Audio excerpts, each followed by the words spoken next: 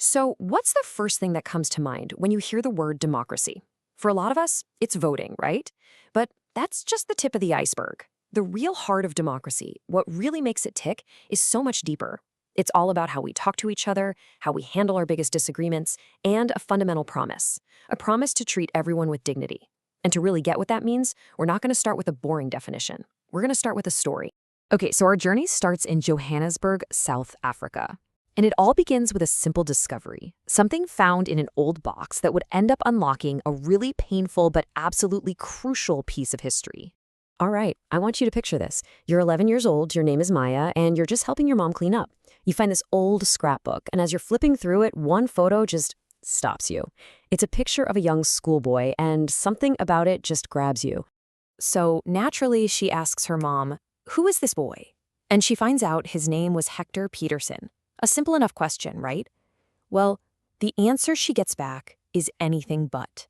Her mom tells her that Hector was shot by the police. Just imagine hearing that as a kid. Maya is completely shocked. I mean, why? Why would the police shoot a 15-year-old kid? The whole answer, the whole reason comes down to one single, incredibly oppressive word. And that word is apartheid. Now, this wasn't just an idea or a prejudice. No, this was a system of laws, a legal system that forced people apart based on their race. It controlled literally every single aspect of life in South Africa back then. And this is where you really see how horrific apartheid was.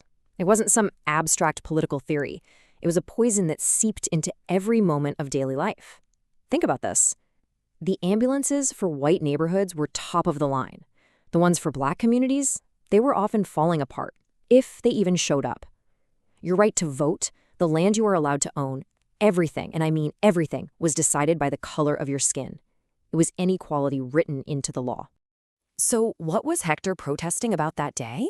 Well, he and his classmates were being forced to learn Afrikaans in school, the language of the white rulers. They didn't want that. They wanted to learn their own language, Zulu. So this protest, it was about their identity. It was for their culture. Hector's death in 1976, it became this powerful symbol of the entire struggle. Of course, it took many, many more years of fighting. You had groups like the African National Congress and, leaders like the incredible Nelson Mandela pushing back against the system. And then finally, in 1994, apartheid was dismantled. South Africa became a democratic country. See, Hector's story is a heartbreaking example of what happens when people are given no voice. So the big question is, how do you build a system that does the exact opposite? And that, right there, brings us to our very first key element of democracy, people's participation. It's all about that journey from being silenced to having a real say in what happens next. And I mean, you just can't get a sharper contrast than this. On one side, you've got a system totally built on exclusion and fear. You can't vote, and if you dare to speak out, it could literally cost you your life. But on the other side, in a democracy, the system is built on inclusion.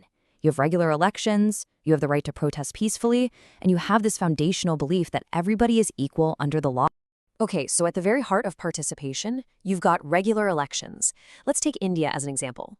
The government there is elected for a fixed period, 5 years. And that number, 5 years, it's not random. It's so much more than just a number. It's a built-in promise of accountability. It's a reminder that power is only ever borrowed from the people, and every 5 years it has to be given back so they can decide if they want to lend it out again. It's a really fundamental check on power. But look, voting is just the starting line. A really healthy democracy is buzzing with activity all the time, not just on election day. We're talking about people taking an interest, criticizing the government when they need to, organizing rallies, starting petitions, even just using newspapers or TV to get their views out there. All of this stuff, all these actions, they make a democracy stronger. They keep it on its toes. All right, so if everyone has a voice, what happens when all those voices start to disagree? Because let's be real, in any big group of people, conflict is going to happen. It's inevitable. So the real test of a democracy isn't whether conflict exists, but how it deals with it. Is there another way to solve things besides just violence? And this is where the government has a crucial role. Not as some all-powerful ruler, but more like a referee. Its main job is to make sure that when conflicts pop up, they get solved based on the law, not based on who's the strongest or who can shout the loudest. It's all about swapping brute force for a fair and just process. Let's make this real with an example. So there's this river in India called the Kaveri. It flows through two states, Karnataka and Tamil Nadu. And for decades, they have argued over how to share its water. And here's the tricky part. Both states have a totally valid point. Karnataka is upstream and it needs that water for its big cities and for its farms. But every single drop they use is a drop that doesn't flow down to Tamil Nadu, which is downstream. And the farmers there completely depend on that water for their crops. It's a classic textbook conflict over a resource that there just isn't enough of. Now, this is exactly where a democratic system shows its strength. Instead of this escalating into a physical fight, the two states turn to the central government to help them work it out, to mediate. And listen, it's not a quick and easy fix. It's a long, complicated process of negotiation. But that's the point. It is a process. It's a commitment to finding a fair solution using the law, not just resorting to force. And all of this brings us to what is really the bedrock of any true democracy. It goes beyond just participating or solving fights. There has to be this deep, unshakable commitment to two ideas that are totally linked together. First up, equality. Simple, right? It's the core belief that every single person has equal worth and deserves to be treated that way by the law. No exceptions.